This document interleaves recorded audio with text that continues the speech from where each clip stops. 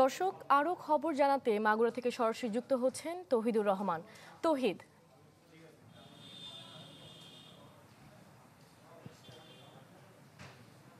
রুহি, যশোরের পরিস্থিতি যদি বলতে হয় তাহলে মাগুরার পরিস্থিতি যদি বলতে হয় তাই এখানে আসলে এই মামলা নিয়ে যে উদ্বেগ উৎকণ্ঠা এবং মানুষের যে ক্ষোভ বিক্ষোভ ছিল সেটা কিন্তু প্রশমিত হয়েছে বলা যায়। তার কারণ আজকে রায় ঘোষণার পর থেকে মানুষ নানা মন্তব্য করলেও সন্তুষ্টি সাধারণভাবে দেখা গেছে। তবে কিছুক্ষণ আগেও আমার কথা হয়েছে নিহত শিশু আসিয়ার মায়ের সাথে। সে কিন্তু আতঙ্কের মধ্যে দিন কাটাচ্ছে এবং তিনি যেটা বলছেন যে হিটু শেখের শাস্তি হলেও তার যে দুপুত্র সজীব সহ তারা দুই ভাই রাতুল, তারা ছাড়া পেলে তারা মানে কোনো ভয়ভীতির মধ্যে পড়বে, হুমকি ধামকির মধ্যে পড়বে কিনা তা নিয়ে শঙ্কিত। তারা কারণ হিসেবে বলছেন যে আজকে কারাগারে রায় ঘোষণার সময়ও পুত্রদের যেভাবে হাস্যজাল দেখেছেন তাতে মনে হয় যে তারা এই বিষয়টি নিয়ে অনুশোচনায় ভুগছেন না, বরং কারাগারে যেহেতু আদালত তাকে মুক্তির নির্দেশ দিয়েছে এবং কারাগার থেকে মুক্তি পাওয়ার পরে নতুন করে হামলা হতে পারে কিনা সেই নিয়ে আশঙ্কায় রয়েছে। যদিও স্থানীয় রাজনৈতিক দলের নেতৃবৃন্দ বলছে তারা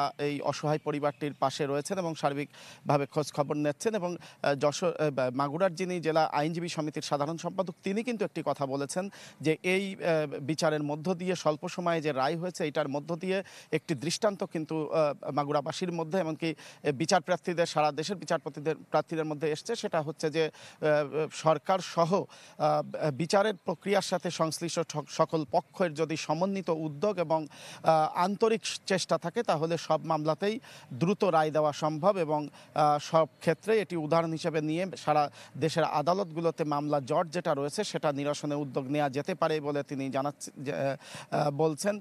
অ্যাডভোকেট শাহিদ হাসান টগর, তিনি জেলা আইনজীবী সমিতির সাধারণ সম্পাদক। একই সাথে এখানকার যারা সামাজিক সাংস্কৃতিক ব্যক্তিত্ব আছে তারাও বলছেন যে এই হত্যা মামলাটি যে রায় হয়েছে তারা আপাত দৃষ্টিতে সন্তুষ্ট, তবে আইনের কোনো লঙ্ঘন হয়েছে কিনা তারা আইনজ্ঞদের এই ব্যাপারে ভূমিকা রাখার জন্য আহ্বান জানিয়েছেন।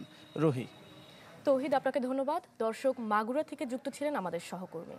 নগদ পেমেন্টে 500 টাকা পর্যন্ত ক্যাশব্যাক আর লেনদেনে প্রতিদিন ডিপ ফ্রিজ এবং ঘন্টায় ঘন্টায় এসি টিভি সহ দারুণ সব গিফট।